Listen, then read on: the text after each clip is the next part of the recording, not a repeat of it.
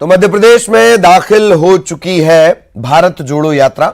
बुरहानपुर के बोदरली गांव भारत जोड़ो यात्रा पहुंची। राहुल गांधी का स्वागत किया गया, पारंपरिक स्वागत किया गया, सांस्कृतिक स्वागत किया गया। शाम को इसी यात्रा के साथ प्रियंका गांधी भी जुड़ेंगी। 13 दिन 6 जिले और तकरीबन 390 से 399 किलोमीटर की यह यात्रा है।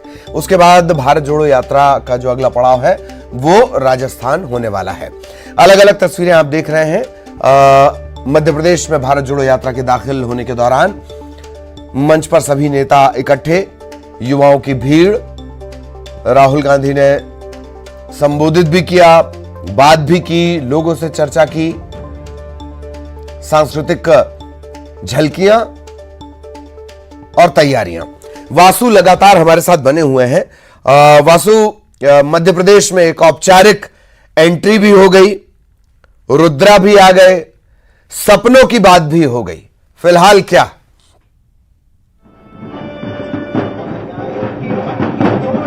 बिल्कुल, देखिए राहुल गांधी की पदयात्रा शुरू हो चुकी है और आप यहाँ पे मध्य प्रदेश की लोक संस्कृति की झलक देखिए।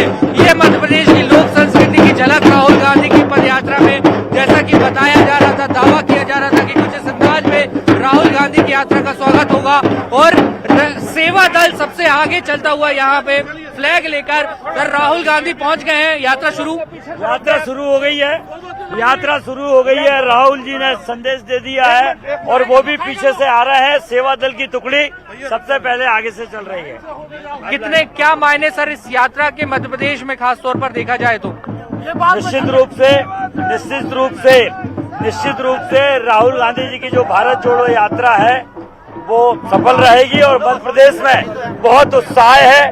और आप देख रहे हैं कि पूरे सेवा दल हो, एनएसवाई हो, यूथ कांग्रेस हो, सारे लोग जो है, पूरे लोग बड़े उत्साह के साथ इस भारत जोड़ो यात्रा में चल रहे हैं। तो जैसा कि प्रोटोकॉल होता है, सेवा दल ललित सबसे आगे चलता है, तो सेवा दल यहाँ पे भारत का झंडा लेकर, फ्लैग लेकर सबसे आगे चल रहा है। रजनीश सिंह है जो अगुवाई कर रहे हैं, सेवा दल की मध्य प्रदेश सेवा दल के अध्यक्ष हैं और इसके पीछे पूरी जो यात्रा है वो चल रही है। इसमें लोक संस्कृति की झलक भी है और लोगों जो जोड़ो जोड़ो भारत जोड़ो के नारे यहाँ पर लगाते हुए जो नेता है, कार्यकर्ता है, वो यहाँ पे नजर आ रहे हैं। लोग अपनी घरों के छतों पर यहाँ पे आप देख सकते हैं बैठे हुए हैं और राहुल गांधी का इंतजार कर रहे हैं कि कब उन्हें राहुल गांधी की पहली झलक दिखाई दे। बोदरली गांव में मैं इस वक्त मौजूद हूँ, जहां से ये यात्रा जो है वो शुरू हो रही है। कुछ आप नजारा देखेंगे कि जहां तक नजर जाएगी बिल्डिंगों पर लोग खड़े हुए हैं, उनके हाथों में मोबाइल हैं, फोन्स हैं, वीडियो रिकॉर्डिंग यहाँ पे कर रहे हैं। कांग्रेस के झंडे यहाँ पे हाथों में थामे हुए लोग जो हैं वो यहाँ पे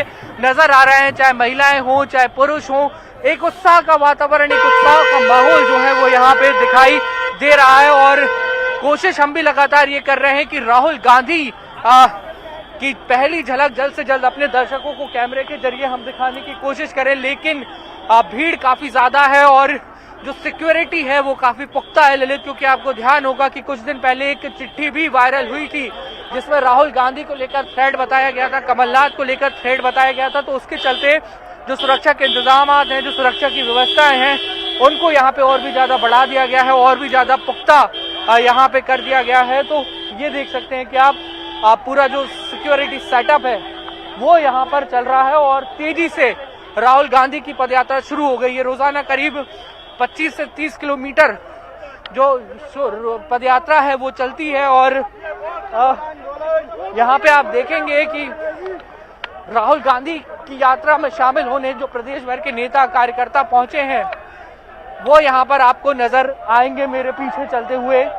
और एक जन सैलाब आपको जरूर यहाँ पे कैमरे की नजर से दिखाई दे रहा होगा और बड़ी संख्या में रास्ते में लोग मौजूद हैं, जनता मौजूद है जो इंतजार कर रहे हैं कि राहुल गांधी जल्द से जल्द यहाँ पर पहुंचे और उनका जो पहली झलक है वो अपने नेता की देख पाए। तो जहां तक नजरें जा रही हैं कांग्रेस के नेता कार्यकर्ता नजर आ रहे हैं और फिलहाल ऐसा लग रहा है कि कांग्रेसी जॉगिंग कर रहे हैं। यहाँ पे जॉगिंग करते हुए कांग्रेसी यहाँ पे नजर आ रहे हैं। बड़ी संख्या में कांग्रेस के नेता कार्यकर्ता पहुंचे हुए हैं।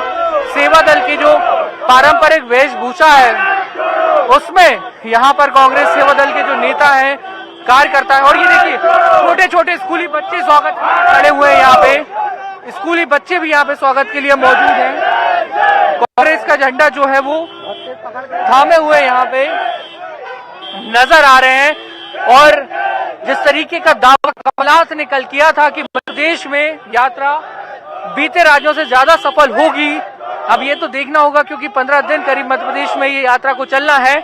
लेकिन अगर आप शुरुआती नजारा देखें तो बड़ी संख्या में यहाँ पर एक जन सैलाब सा उमड़ता हुआ नजर आ रहा है। और सबसे आगे तिरंगा लेकर, तिरंगा झंडा लेकर जो कांग्रेस के नेता हैं वो यहाँ पे नजर आ रहे हैं। और लगातार आप देखेंगे कि कांग्रेस के जो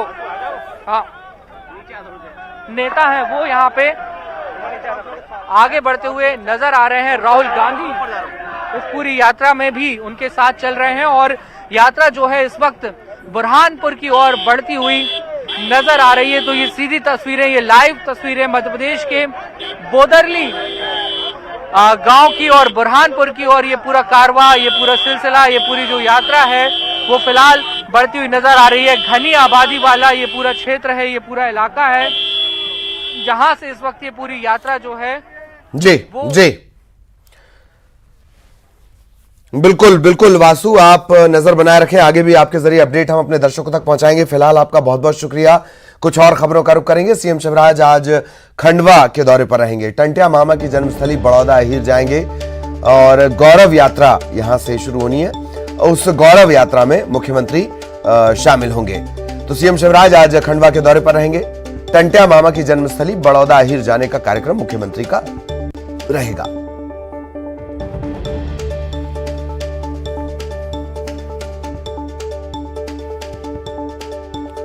मुख्यमंत्री आज गौरव यात्रा में शामिल होंगे और खंडवा के दौरे पर रहेंगे।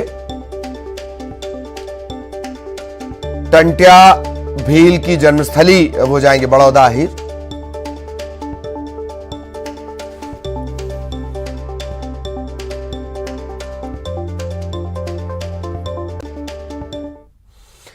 दमोह में धर्मांतरण के खिलाफ हिंदुवादी संगठनों ने कलेक्ट्रेट पहुंचकर जोरदार प्रदर्शन किया। इस प्रदर्शन में महिलाएं और बच्चे भी शामिल हुए।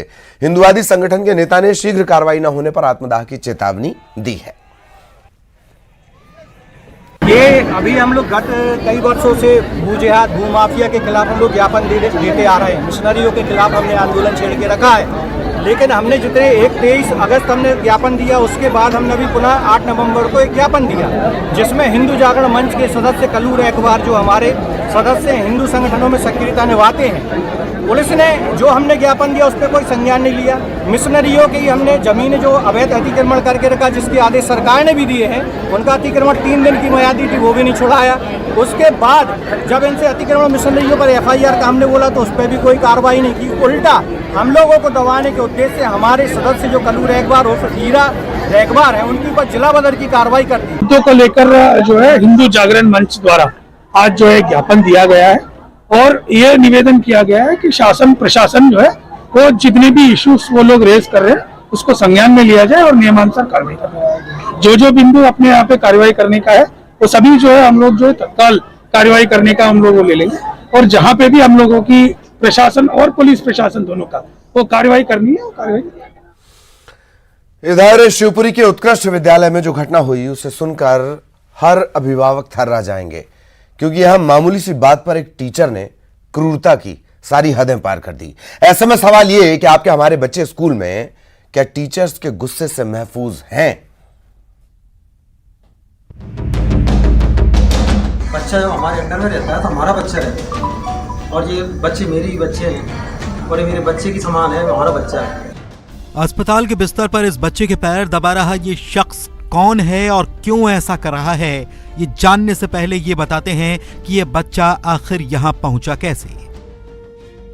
जिला अस्पताल के इस बेड पर लेटा ये बच्चा है ललित धाकड़, जो कि शिवपुरी के उत्कृष्ट विद्यालय का छात्र है। आज जब वो स्कूल पहुंचा और कक्षा में गया तो उसकी शर्ट थोड़ी सी फटी थी। बस टीचर ने आव देखा न ताव इस बच्चे की शर्ट को उसी हिस्से से पकड़ा जहां से वो फटी थी और फिर उसे पूरा फाड़ते हुए गुस्से में आकर बच्चे के सिर को बेंच पर दे मारा, जिससे ललित वहीं बेहोश हो गया। अब इस बच्चे के पैर दबा रहा है ये शख्स वही टीचर दिलीप राय है जो ये कह रहा है कि ये बच्चा भी उनका अपना ही बच्चा है। बच्चा जो हमारे अंडर में रहता है तो हमारा बच्चा रहता है, और ये बच्चे मेरे ही बच्चे हैं और ये मेरे बच्चे की समान है, हमारा बच्चा है। पहले गुस्सा निकाला, शर्ट फाड़ी, बेंच पर सिर दे मारा और अब दुलार की ये नौटंकी। नौटंकी इसलिए कि अगर वाकई टीचर इसे अपना बच्चा समझते तो जाहिर है शर्ट फटी होने जैसी छोटी सी घटना तो छोड़िए, बड़े से बड़े हालात पर भी क्रूरता की सीमाओं को न लांघती। हालांकि बच्चे के बेहोश होने की खबर जैसे ही स्कूल के स्टाफ को लगी, वो तुरंत इसे लेकर अस्पताल पहुंचे जहां बच्चे का इलाज किया जा रहा है। खुद ललित की जुबानी सुनिए हुआ क्या था। थोड़ी शर्ट पड़ रही थी तो उन्होंने वो फाड़ दी। किसने? दिलीप राय सर ने। अच्छा, और क्या फिर मारपीट भी की थी क्या तुम्हारी? किस चीज से? वो मेरी बेंच में दे दी मेरी सर को बेंच में दे दिया पकड़ के, और कितना मारा था? मतलब ऐसे पकड़ के ऐसे सर दे दिया सभी के सामने। तो फिर तुमको अस्पताल लेके कौन आया था? और वो बच्चे थे वो सर थे। कौन से सर लेके आए स्कूल वहाँ पे अस्पताल? उनका नाम मुझे नहीं पता। वहीं इस मामले की खबर मिलने के बाद स्कूल के प्राचार्य हरकत में आए। उन्होंने न केवल अस्पताल पहुंचकर छात्र की स्थिति को देखा, बल्कि पूरी घटना पर जिला शिक्षा अधिकारी को खबर की और जांच समिति का गठन भी कर दिया, जो 2 दिनों में पूरी रिपोर्ट देगी। प्रिंसिपल का कहना है कि अगर टीचर दोषी पाए गए तो कठोर कार्रवाई की जाएगी। हमारे 9th क्लास में एक टीचर हैं दिलीप राय, तो पढ़ाते समय उन्होंने एक बच्चे को मार दिया था। तो मेरे संज्ञान में आया तो उस बच्चे को चोट लगी थी और हमारे स्टाफ द्वारा तुरंत हॉस्पिटल, हमारे स्कूल के जस्ट पास में ही है, तो तुरंत हॉस्पिटल में प्राथमिक उपचार के लिए ले गए थे। और मैं भी स्वयं हॉस्पिटल पहुंचा तुरंत और बच्चे को प्राथमिक उपचार दिलवाया और बच्चा अब ठीक है। और इस प्रकरण में मैंने तुरंत जिला शिक्षा अधिकारी महोदय को भी अवगत करा दिया और नियमानुसार मैंने एक कमेटी भी गठित कर दी जो इस पूरे प्रकरण की जांच करके 2 दिन में मुझे रिपोर्ट प्रस्तुत करेगी। और अगर शिक्षक की गलती पाई जाती है तो निश्चित रूप से नियमानुसार उसके लिए कार्रवाई हेतु वरिष्ठ कार्यालय को मेरे द्वारा लिखा जाएगा। कहा जाता है कि बच्चे कच्ची मिट्टी के समान होते हैं और शिक्षक वो कुम्हार जो उन्हें गढ़ने का काम करते हैं। लेकिन शिवपुरी के उत्कृष्ट विद्यालय में शिक्षक ने क्रूरता की सारी सीमाओं को लांघते हुए जिस घटना को अंजाम दिया, उसने शिक्षक जैसे पवित्र और सम्मानित पेशे को भी कलंकित कर दिया है। अशोक अग्रवाल, न्यूज़ 18, शिवपुरी। और अब खबर बैतूल से। बैतूल में जन सुनवाई के दौरान एक युवती ने हंगामा कर दिया। युवती भी पिछले 6 महीने से अपने अधिकार के लिए दफ्तरों के चक्कर काट रही है, लेकिन उसकी सुनने वाला कोई नहीं। दरअसल आंगनवाड़ी कार्यकर्ता की पोस्ट के लिए इस युवती ने परीक्षा दी। अंतिम सूची में उसका नाम पहले नंबर पर था, लेकिन नौकरी मिली 5वें नंबर पर आई एक महिला को। मजबूर होकर ये युवती जन सुनवाई में पहुंची, जमकर हंगामा किया, प्रशासन तक बात पहुंचाई। अधिकारियों की नींद खुली, वो युवती को समझाते दिखे। महिला एवं बाल विकास विभाग ने फौरन एक टीम गठित की है जो 4 दिनों में अपनी रिपोर्ट प्रशासन को देगी।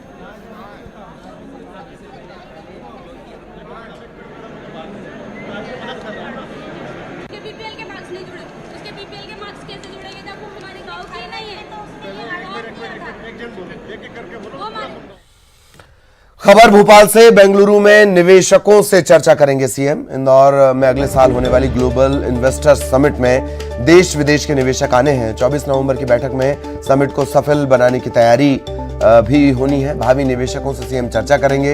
इंदौर में 8 से 10 जनवरी 2023 तक प्रवासी भारतीय सम्मेलन है। 11-12 जनवरी 2023 को ग्लोबल इन्वेस्टर्स समिट होगी।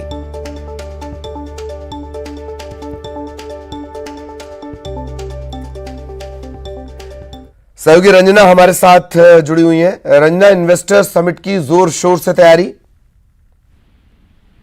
जी ललित, बिल्कुल। मध्य प्रदेश में जो प्रवासी भारतीय सम्मेलन होने जा रहे हैं और इन्वेस्टर समिट होने जा रही है, उसको लेकर सीएम शिवराज सिंह चौहान लगातार निवेशकों से चर्चा भी कर रहे हैं और मध्य प्रदेश में आने का जो निमंत्रण है वो भी दे रहे हैं, ताकि मध्य प्रदेश में ज्यादा से ज्यादा निवेश पहुंच सके। और औद्योगिक दृष्टिकोण से अगर देखा जाए तो मध्य प्रदेश को और ज्यादा मजबूत किया जा सके। और इसी कड़ी में सीएम शिवराज सिंह चौहान आज शाम बेंगलोर पहुंचेंगे और कल जो बैठक होगी, जिसमें राउंड टेबल बैठक होगी, जिसमें कई जो कंपनियों के प्रतिनिधि हैं उनसे सीएम शिवराज सिंह चौहान चर्चा भी करेंगे, जिसमें ITS, BPO, ESDM सेक्टर की कंपनियों के प्रतिनिधियों के साथ चर्चा होगी और इसमें investment opportunities in Madhya Pradesh विषय पर जो इंटरएक्शन जो सेशन है वो भी आयोजित होगा और इसमें मध्य प्रदेश आने का निमंत्रण भी दिया जाएगा ताकि बड़ी संख्या में जो इन्वेस्टर्स है मध्य प्रदेश में अपने जो उद्योग है वो लगाए। MOU अकेला साइन ना हो बल्कि बड़ी संख्या में जो औद्योगिक दृष्टिकोण से अगर देखा जाए तो कई जो कंपनियां हैं वो मध्य प्रदेश में निवेश करें, जिससे आने वाले दिनों में न सिर्फ युवाओं को रोजगार मिले बल्कि जी। चलिए, बहुत बहुत शुक्रिया अरण्या आपका इस तमाम जानकारी के लिए।